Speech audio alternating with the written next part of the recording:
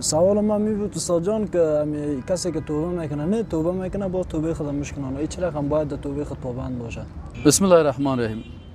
وقتی که یک انسان گناه میکنه، مثلا گناه میکنه، به خاطر ازی که گناه نکنه باید در نظر داشته باشه که وقتی من گناه میکنم خودم به دست خود دوزخ برای خود چی میکنم؟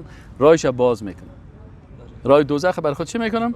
باز میکنم. یک وقت الله متعال برای جبریل علیه السلام همین جنت نشان داد. ای که دید گفت یا الله کل مردم میخواد که در جنت بره، هیچ انسان کس پیدا نمیشه که در جنت نره. برش دوزخ نشان داد گفت یا الله هیچ کسی که دوزخ بشناسه کوشش نمیکنه که در دوزخ بره، کوشش میکنه خدا که از دوزخ نجات بده.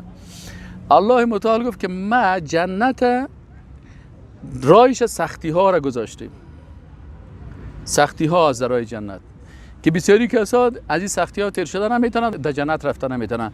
و راه دوزخ چی کردیم؟ لذت ها و شهوت ها و مستی ها و شراب ها و رقص ها و خواندن ها و موسیقی ها یا گرد دوزخ کی را برای چی برابر میکنه؟ برای دوزخ برابر میکنه. این حال اگر انسان پیش خودی فکر بکنه که من با این گناهی که میکنم خود به دوزخ به دست خود دوزخ برای خود خریدیم. محمد علی کلی یک بکسر بسیار قوی بود، نه میشناختی؟ این مسلمان شد. اینو گفتن تو گناه میکنی، گفت وقتی که من گناه میکنم یک قوطی گوگرد در جیبم است. هر وقتی که بخوایم گناه بکنم یک قوطی گوگرد میگیرم زیر دست خود یک پلتک که در میتونم. باز برای میگم که تو سعی که تو یک پلته گوگرد توان ازیر نداری که این پلته گوگرد تو را بسوزانه، دست بالا میکنی. این آتش دوزخش تو توانش داری. از این خاطر گفت من عاجل از اون حالت گناه فورا همون قوطی گوگرد خدا میکشم و از گناه فرار میکنم. اما اگر از پیش یک انسان گناه میشه و انسان از پیشش گناه میشه، باز الله متعال رحمان است، رحیم است، تواب است. تواب چی معنی؟ یعنی بسیار قبول کننده توبه است. اگر 100 دفعه هم گناه کنی، 100 دفعه توبه کنی، الله متعال خوشحال میشه و توبه تو را میپذیرد. تا چه وقت؟ تا که دو حالت سرت بیاید.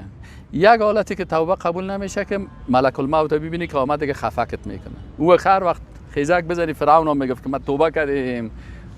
ملک الموت که دید فرعون هم توبه کرد، باز او وقت پذیرفته نمیشه. یا ای که آفتاب از مغرب طلوع بکنه که قیامت است. در غیر از او که اگر یک نفر 1000 مرتبه هم گناه بکنه، بازم الله ذات تواب و رحیم است، دروازه توبه بروش باز است و توبهش میپذیره. چطور در توبهش پابند باشه؟ خب توبهش می قسم پابند میشه که ای بفهمه که من میخوام جنت میری یا دوزخ میخوای بری.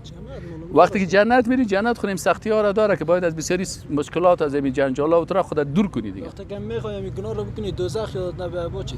هیچ یادت نبیاد که ورام این گناه رو میکنم مثال همیشه کوشش که به یادت بیاری. همون لحظه که از باید فکر بی همون لحظه گناه میکنی بفهمی که عمل ملائکه میبینه، الله متعال مرا میبینه و این برای من نوشته میشه و این کرام الکاتبین خاص پیش دور نیست، ملائکه الله هست. یار کدام در نظر خود داشته باشه و ذات رقیبی که مرا مراقبت میکنه. اینجا حتما وقتی که ببینی که بازی نوشته میشه و این سبب از این میشه شرمندگی در روز قیامت میشه و از ما پرسان میشه، باز خود به خود انسان از این چی میشه و از الله انسان حیا داشته باشه. یعنی بزرگترین چیزی است که آدم از الله بشرمه، چون الله 24 ساعت ما را میبینه و از این ملائکه کت ما از دشانه ما نیکی ها و بدیهای ما نوشته میکنه، از این خجالت بکشه. یعنی مثلا اگر دمو یک اتاق یک اشتکک خرد باشه چقدر اون میشرمی. همین شرمی که از همین اشتک میکنی، همین شرم باید از الله داشته باشی، از ملائکه داشته باشی، باز این جرأت نمیکنی که گناه بکنی. موفق باشی.